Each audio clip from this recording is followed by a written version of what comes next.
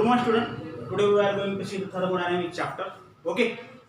In these chapters, we already seen that what is meant by the work, what are the formula of work. So all about this. Now, in these lectures, we are going to solve these problems. This problem based on work formula. So first of all, read these problems. In this problem, calculate the work done. Okay.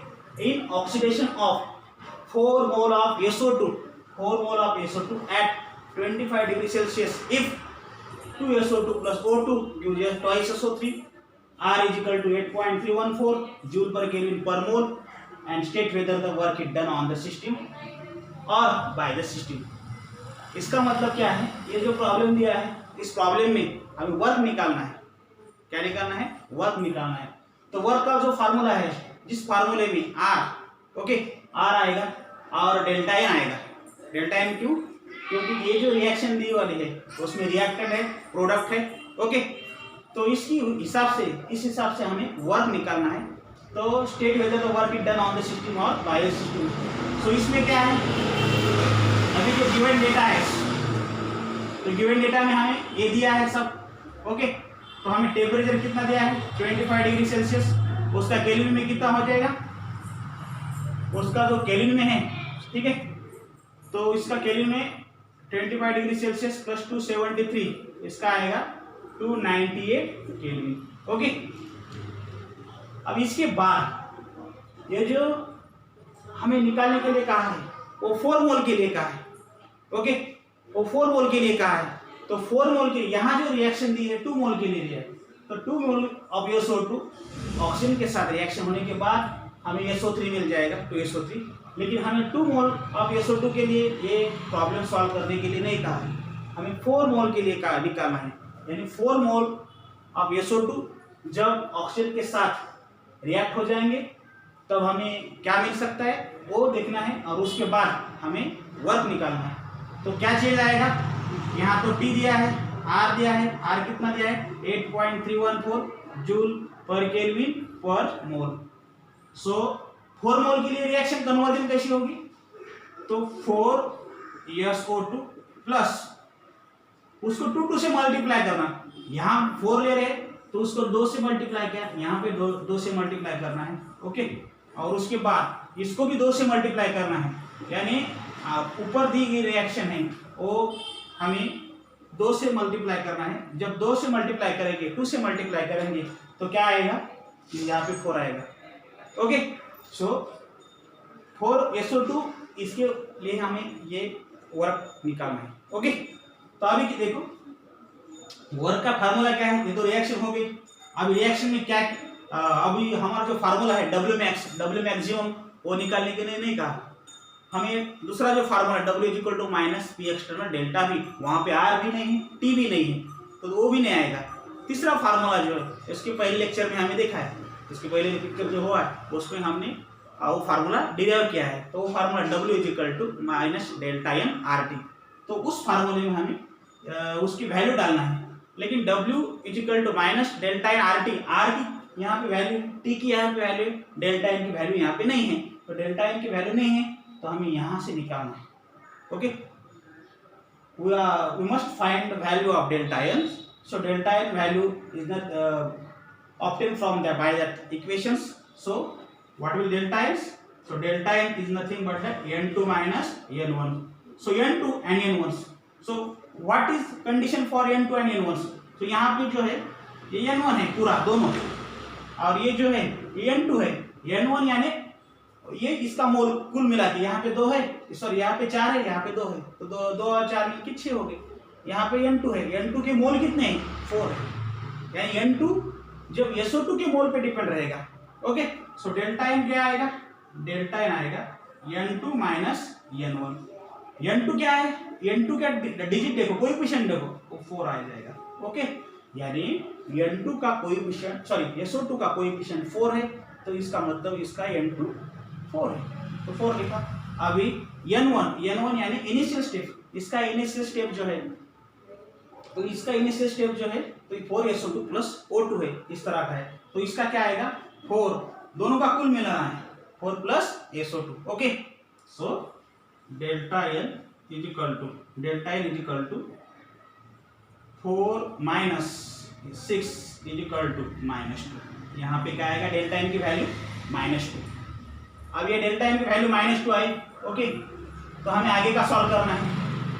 Delta N मिला, हमें are मिला, T मिला। अभी जो हमारा formula है, कौन सा फार्मूला है, वर्क का जो फार्मूला है W is equal to minus delta N R T. Okay, अब इस फार्मूले में हमें एक वैल्यू डालना है, तो W यहाँ पे है माइनस, अभी डेल्टा एन की वैल्यू क्या है -2, आर की वैल्यू क्या है 8.314, टी की वैल्यू क्या है 298। ओके, तो ये माइनस माइनस क्या हो जाएगा प्लस, 2 इंटू 8.314 इंटू 298, इसका मतलब है W इज इक्वल टू, अभी प्लस यहाँ पे नहीं लिखा चलता है, 2 इंटू इसका प्लस हो जाएगा पूरा का, 2 इंटू 8.314 ओके। अब इस तरह देखो, so first of all what we have right here, first we write the problems, okay. Now then next given data, so what are conditions which are given in the problems, okay। now हमें क्या पूछा गया है, what we are asking, so it asks about the work done, so W निकालना है, okay। so W question mark, so what is formula of W is equal to minus delta n RT, why we are write another formula of W, so another formula of W are not related for this problems, so in other formula there are P external, so P external is not here, okay। so another is W maximum, so W maximum also is not asked in this problem, so it asks about the number of mole R and T and we find out the work, so these things we written here, we write here, and now we are going to find W, okay। so we write all this, and if we multiply, okay, so 2 into 9 8, so 8 into 2 16, okay, 8.314, so इसने इसको 2 को multiply किया, okay, तो उसका 596 आता है कि 8 into 2 इसका 16 6 1 रिमेन, सो 9 into 18 और 19, ओके। सो 596 into 8.314, तो इसका जो आंसर आएगा, तो इसका जो आंसर है 49, ओके 4955, इसका आंसर क्या आएगा अप्रोक्सीमेटली 4955 जूल्स, 4955 जूल्स, ओके। सो इसका फाइनल आंसर जो है तो 4955 जूल आएगा इसको मल्टीप्लाई करने के बाद, okay. So this way we completed W work, okay. So this is problem based on this formula, okay, this is problem based on this formula, and if all we put the all values in this formula we get the W. So what is here joules, joule is a unit of W, so why this unit placed in this place, on this place, so other terms or other parameter will get cancels, okay, and remain that joules, so joule is the unit of work, okay। so now next, now some definition are there, the definitions are enthalpy of fusions, so enthalpy of fusions, so what is definition of enthalpy of fusion, fuse means the solid substance melt and it convert into the liquid, so that is nothing but the fusions. So what about the enthalpy means form of energy, okay। so what will definition, it can be defined as the enthalpy change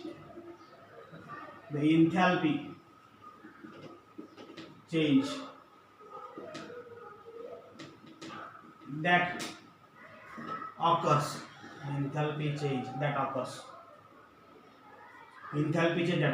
conversion of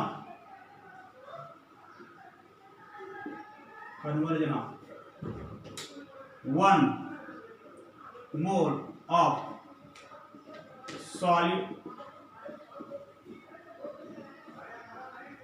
substance, conversion of 1 mole of solid substance. Okay, the enthalpy change that occurs, conversion of 1 mole of solid substance into liquids at constant temperatures and pressures, constant temperature and pressure, called enthalpy of fusions, Okay, so see here students, enthalpy of fusions, fuse means solid convert to liquids. Okay, so what happens in these definitions? So enthalpy change, enthalpy यहाँ पे change होगी कब? that occurs, क्या इसमें occurs होता है? conversion of और transfer of 1 mole of solid, इसका 1 mole of solids यानी 1 मोल के लिए, 2 मोल के लिए, 3 मोल के लिए, 4 मोल के लिए, इनफाइनाइट नंबर ऑफ मोल के लिए। तो लेकिन स्टार्ट कहाँ से होता है? 1 मोल से होता है। तो 1 mole of solids substance into liquids. Okay, उस समय क्या रहता है? कांस्टेंट टेम्परेचर और क्या रहता है? Constant pressures. Okay, so in other form temperature remain constants. Okay, और टेम्परेचर डज नॉट चेंज, ऐसा भी कर सकते हैं। प्रेशर डज नॉट चेंज और प्रेशर रिमेन कांस्टेंट, ऐसा भी कर सकते हैं। लेकिन पढ़ने के लिए और समझने के लिए हमें ये डेफिनेशन इस तरह लिखने से अच्छी तरह से याद आएगा। ओके, तो इसके बाद it can represented।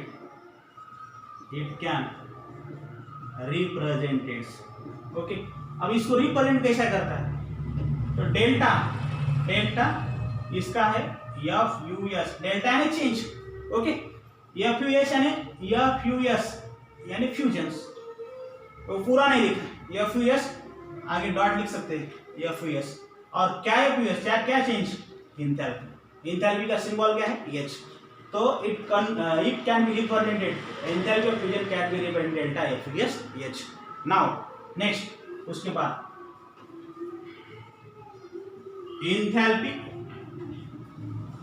Enthalpy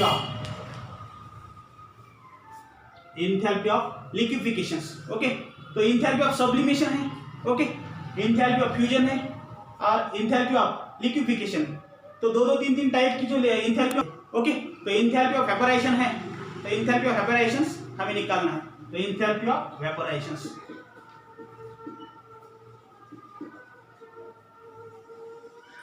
enthalpy of वेपोराइजेशंस, तो इंथैल्पी ऑफ वेपोराइजेशन का डेफिनेशन हमें देखना है। तो इस तरह जैसे इंथैल्पी ऑफ फ्यूजन है, उसी type enthalpy of vaporisation. Okay, उस तरह इंथैल्पी ऑफ वेपोराइजेशन है। तो वेपोराइजेशन यानी क्या है? लिक्विड का कन्वर्जन किस में है? गैसेस में। ओके, लिक्विड का कन्वर्जन गैसेस में, तो उसको कहेंगे इंथैल्पी ऑफ वेपोराइजेशन। तो डेफिनेशन क्या आएगा अभी इंथैल्पी वेपोराइजेशन की? Enthalpy change,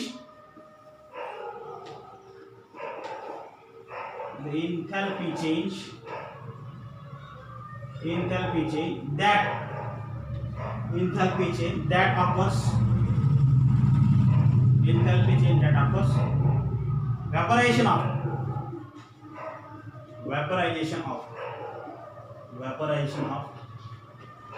1 mole of liquids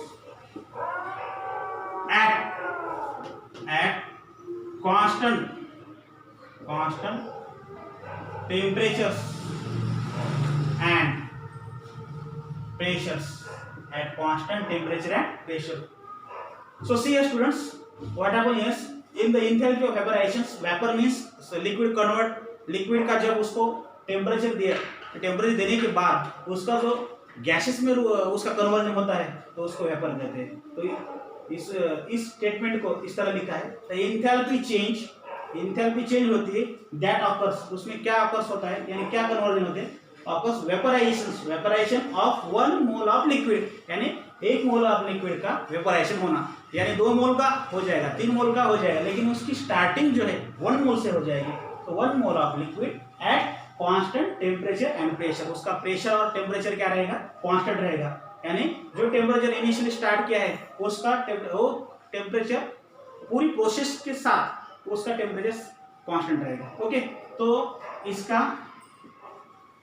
it can represented, it can be represented. अब इसका डेल्टा रिप्रेजेंट करते हैं। ओके, डेल्टा ने चेंज, उसके बाद वेपोराइजेशन की पूरी स्पेलिंग लिखने की जरूरत नहीं, वीएपी हमने लिख दिया तो भी चलता है। ओके, तो वीएपी डॉट, उसके बाद क्या चेंज, तो इंथैल्पी। ओके, कब, वेपोराइजेशन प्रोसेस के टाइम, और उसका सिंबल क्या है, वीएपी, और इस ये एच क्या है, enthalpy. Now next, so now enthalpy of sublimations, now enthalpy of sublimations, enthalpy of sublimation। अब enthalpy of sublimation है, इसका फार्मूला हमें देखना है। ओके, सॉरी, इसके डिफिनेशन हमें देखना है। तो enthalpy of sublimation क्या है, enthalpy change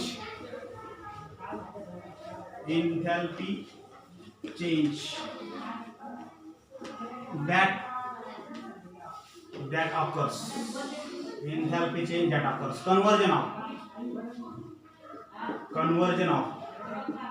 enthalpy change that occurs, conversion of 1 mole of, okay, conversion of 1 mole of solids directly into vapor। Okay, vapor means gases। enthalpy change that occurs, conversion of 1 mole of solid directly into vapors, यानी solid जो है, solid को directly conversion किसमें करना, vapour में करना। Okay, तो उसको क्या कहेंगे, enthalpy of sublimations, enthalpy of sublimations direct into vapour gases. Okay, enthalpy change that occurs, conversion of 1 mole of solid directly into the vapors at constant temperatures and pressures, at constant temperature and pressure। इसका मतलब ऐसी enthalpy change जिस enthalpy में conversion होता है किसका, एक मोल का, कि वो मोल कौन सा है, कौन से स्टेट में, सॉलिड स्टेट में, और डायरेक्टली किसमें कन्वर्ट होता है, गैसेस में।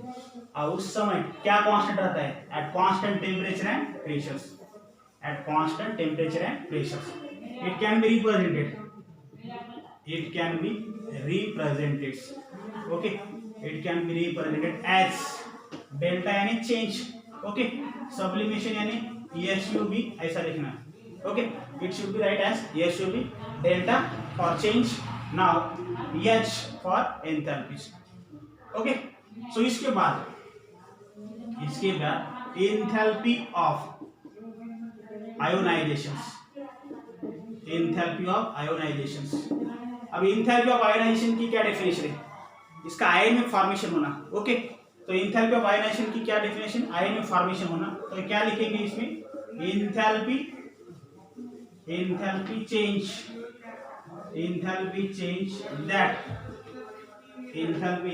That occurs. अब इसमें क्या है, removal of and electrons.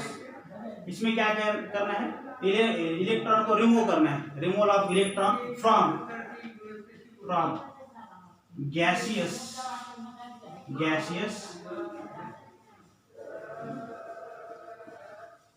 gaseous isolated atoms, 1 mole of gaseous isolated atom, ऐसा लिखना है, 1 mole of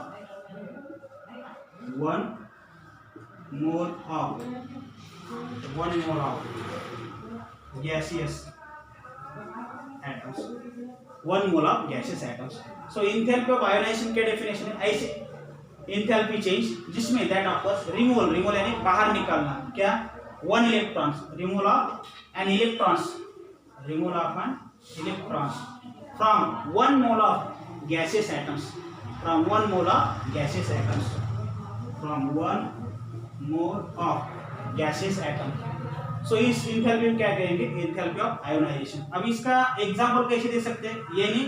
ओके, तो यहाँ पे एक गैसियस स्टेट में है, इसमें से एक इलेक्ट्रॉन निकालना है, ये इलेक्ट्रॉन निकालना है, ओके। और इलेक्ट्रॉन निकालने के बाद इस पर चार्ज जो आता है वो पॉजिटिव आता है, यानी गैसियस स्टेट सोडियम, ओके। तो इसमें से एक इलेक्ट्रॉन निकालना, तो ये क्या आएगा, Na positive, electron negative, okay. तो रिप्रेजेंट कैसे करते हैं इसको, it can B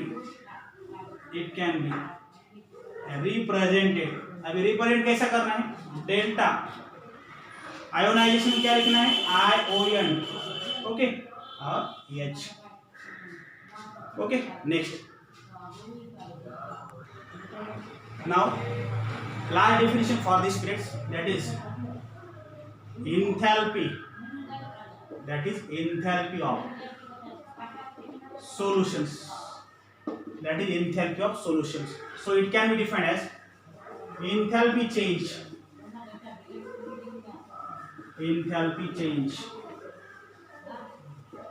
that occurs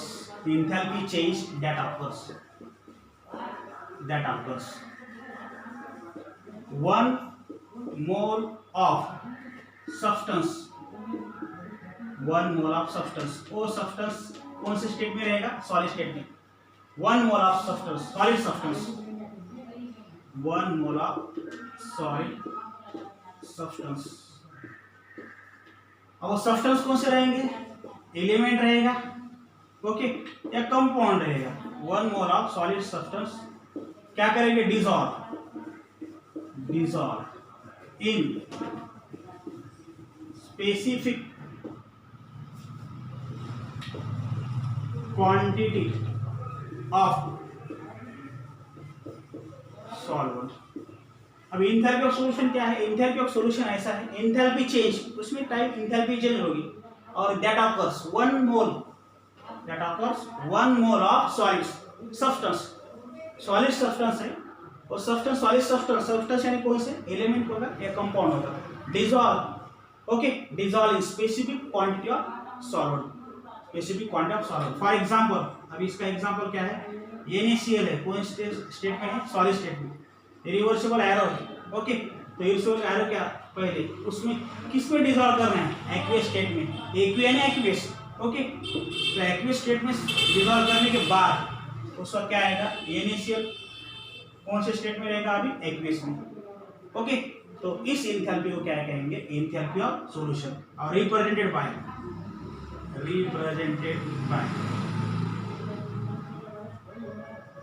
अब इसको रिप्रेजेंट कैसा करता है, तो डेल्टा SOL यानी सॉल्यूशन H, ओके। सो इस डेफिनेशन में एंथैल्पी ऑफ सॉल्यूशन में एंथैल्पी चेंज दैट ऑकर्स, क्या ऑकर्स रहता है, 1 मोल ऑफ सॉलिड सब्सटेंस जो है उसको डिसॉल्व करना किसमें, स्पेसिफिक क्वांटिटी ऑफ सॉल्वेंट, यानी वाटर, ओके। सॉल्वेंट यानी वाटर लेना है, तो एक्वियस यहाँ पे लिखा है। तो एग्जांपल क्या है, NaCl सॉलिड है, उसको एक्वियस में उसको डिसॉल्व किया, बाद में फॉर्मेशन क्या हो गया, NaCl, ओके। तो NaCl कौन से स्टेट में, एक्वियस स्टेट में, सॉलिड का कन्वर्जन एक्वियस में हो गया, ओके। तो इसको क्या कहेंगे, रिप्रेजेंटेड, सो इसको कहेंगे एंथैल्पी ऑफ सॉल्यूशन। तो एंथैल्पी ऑफ सॉल्यूशन रिप्रेजेंट कैसे करते हैं, delta SOL H, okay. Thank you.